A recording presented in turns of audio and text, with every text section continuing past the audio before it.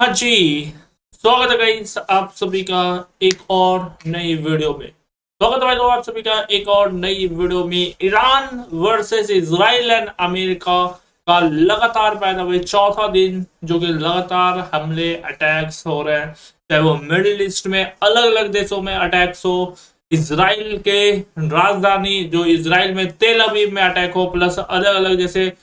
अलग अलग इसराइल में अलग अलग जगह पे अटैक्स हो, फिर तेहरान में इसराइल की तरफ से अटैक हो, अमेरिका की तरफ से तेहरान में अटैक हो, और अमेरिका की तरफ से बयान आना कि अभी और हमले तेज होंगे, और ऊपर से फिर दोनों देशों के बीच में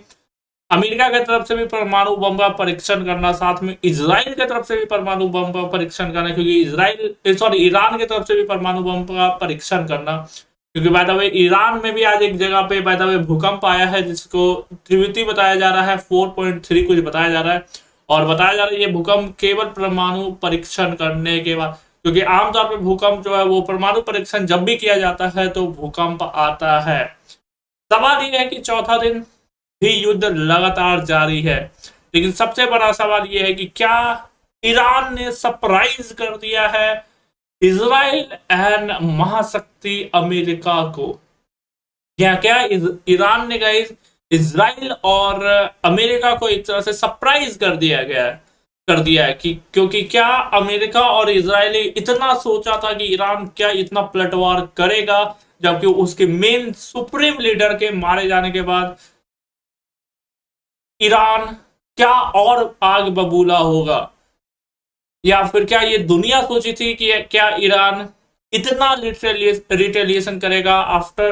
death of supreme leader Khamenei के मरे जाने के बाद? लग रहा था कि युद्ध जो है वो शांत हो जाएगा, ईरान जो है सरेंडर करेगा क्योंकि उनके मेन लीडर मारे गए, और खामनेई के साथ साथ बहुत बड़े बड़े कमांडर जो है कमांडर वो सब भी काफी सारे मारे गए, लेकिन ईरान झुकने को तैयार नहीं है अमेरिका के खिलाफ, या फिर बोले इसराइल के खिलाफ। इसराइल पे लगातार हमले जारी है,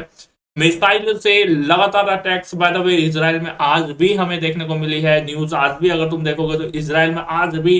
एक साथ काफी मिसाइल अटैक हो रही है, और एक बार फिर से आयरन डोम जो है अब वो नाकाम हो रही है। हालांकि ये हमने लास्ट ईयर भी देखा था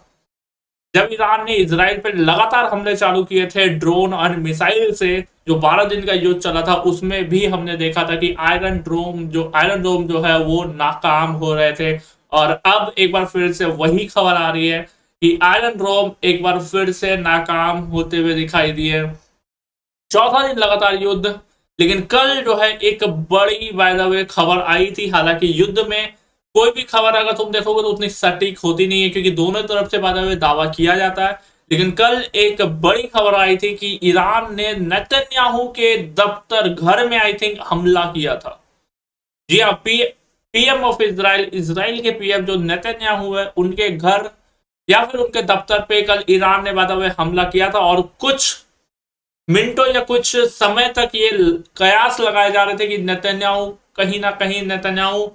हो सकता है मारे जा चुके हैं, या फिर ये कयास लगाए जा रहे थे। बट ईरान की तरफ से हमले के बाद जो है ईरान की तरफ से बयान आया था कि हम जल्द खुशखबरी, कुछ जल्द हम अच्छे न्यूज देंगे, ये ईरान की तरफ से बयान आया था। लेकिन बाद में जैसे जैसे समय बीता उसके बाद आईडीएफ की तरफ से, मतलब इजरायली डिफेंस फोर्स की तरफ से बयान आता है आईडीएफ की तरफ से कि ईरान का जो दावा है कि नेतन्याहू पे अटैक करना वो गलत दावा है। नेतन्याहू अभी भी है और नेतन्याहू बार बार संबोधन कर रहे हैं देश को। तो ईरान की तरफ से जो दावा किया गया था कि कल के अटैक्स में नेतन्याहू के घर पे या दफ्तर में कल अटैक हुआ था, और उसके बाद ईरान का दावा लग रहा था कि शायद नेतन्याहू को मारे जाने का खबर आ सकता है, लेकिन ऐसा कुछ नहीं हुआ क्योंकि आईडीएफ ने कल उसे सिरे से खारिज किया है। तो सबसे बड़ी बात है, क्या अमेरिका और इसराइल ने ईरान की शक्ति को अंडर एस्टिमेट किया? क्योंकि ये ये सभी को पता है मिडिल ईस्ट में कि अगर कोई देश है जिसके पास मिसाइलों का जखीरा है मिडिल ईस्ट में, वो है ईरान। अगर कोई देश है जिसके पास हजारों की तादाद पे ड्रोन है तो वो है ईरान। लगभग 80,000 90,000 बताया जा रहा है कि ईरान के पास अलग अलग ड्रोन है। 80 या 90,000 जो सुसाइडल ड्रोन होते हैं, अलग अलग ड्रोन ईरान के पास बताए जा रहे हैं। तो क्या अमेरिका और इजराइल का जो आंकना था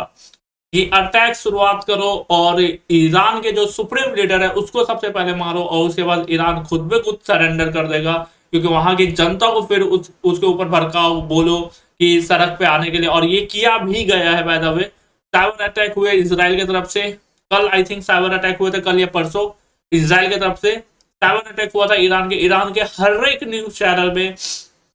नेतन्याहू का बाय द वे बयान चल रहा था कुछ समय के लिए,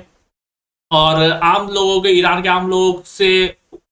बोला जा रहा था कि आप सड़क पे आए और सरकार के खिलाफ कार्रवाई करें और सरकार को उठा के फिर जो सत्ता पे है सत्ता के खिलाफ आप आवाज उठाए और उसे उठा के फेंके, ये कहा जा रहा था। हालांकि अमेरिका की तरफ से ये बार बार कहा जा रहा है, लेकिन इसराइल की तरफ से साइबर अटैक हुआ, उसके बाद हर एक न्यूज चैनल, हर एक चैनल में ईरान के पीएम नेतन्याहू का भाषण भी चला है। ये कल या परसों हुआ है शायद, पीएम नेतन्याहू का भाषण भी चला है। तो सबसे बड़ी बात यह है कि क्या इसराइल और अमेरिका ने ईरान को अंडर एस्टिमेट कर दिया है, क्योंकि इन दोनों का अगर अटैक तुम देखोगे, जैसे ही इसराइल ने अटैक किया था तो कहीं ना कहीं जो आकलन लग रहा है इन दोनों का अटैक था कि सबसे पहले वहां का लीडर को मारो, सुप्रीम लीडर को मारो ईरान, क्योंकि सुप्रीम लीडर मरेगा तो ऑब्वियसली उस जैसा इंसान तो अब वहां पे आ नहीं पाएगा, समय लगेगा आने में।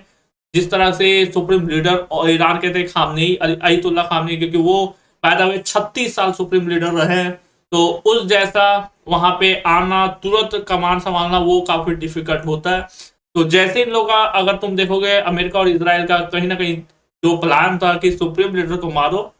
ईरान को कमजोर करो और उसके बाद वहां पे सत्ता परिवर्तन करो, लेकिन क्या इसका उल्टा होता हुआ दिखाई दे रहा है। सुप्रीम लीडर को मारा गया, पहले दिन सुप्रीम लीडर को बाय द वे मार दिया गया, पहले दिन, दूसरे दिन ये न्यूज आई थी, दूसरे दिन ये सुप्रीम लीडर को बाय द वे मार दिया इसराइल ने एयर स्ट्राइक में, लेकिन ठीक उसका उल्टा हो रहा है। ईरान झुक नहीं रहा, ईरान और रिटेलिएशन कर रहा है, और केवल अब सुप्रीम लीडर ने, बहुत सारे जो मेन कमांडर है, जो बड़े बड़े पोस्ट पे, उनको भी मारा गया है इसराइल और अमेरिका की तरफ से, लेकिन उसके बावजूद ईरान झुकने का नाम नहीं ले रहा और कड़ी हमला कर रहा है। मिडिल ईस्ट में, इसराइल में अभी भी हमले हो रहे हैं, आज भी दुबई में हमला हुआ है, आज भी कतर में हमला हुआ, आज भी कुवैत में हमला हुआ, सऊदी अरब में आज भी बाय द वे हमला हुआ है। तो ईरान की तरफ से लगातार रिटेलिएशन की जा रही है, और क्या अमेरिका और इसराइल ने ईरान को अंडर एस्टिमेट किया, कमेंट बॉक्स में बताना, क्योंकि ईरान की तरफ से लगातार रिटेलिएशन दिन पे दिन और बढ़ती जा रही है, क्योंकि अब मिसाइलों का जखीरा जो ईरान के पास, जो हायर लेवल की मिसाइल है, वो अब धीरे धीरे यूज होती हुई दिखाई दे रही है, जैसे कि बैलिस्टिक मिसाइल, हाइपरसोनिक मिसाइल अब धीरे धीरे निकलती हुई दिखाई दे रही है, यूज भी हुआ, जैसे फतेह 2 जैसे मिसाइल अब यूज हुआ है, और भी हाइपरसोनिक अब धीरे धीरे निकल रही है ईरान की तरफ से, जो कि वो खतरनाक साबित हो सकता है। बाकी क्या अमेरिका और इसराइल ने गाइस ईरान को अंडर एस्टिमेट किया है, कमेंट बॉक्स में बताना। अभी के लिए फिलहाल इतना ही, मिलते हैं नेक्स्ट वीडियो में कोई और अपडेट के साथ। लाइक एंड सब्सक्राइब कर देना गाइस।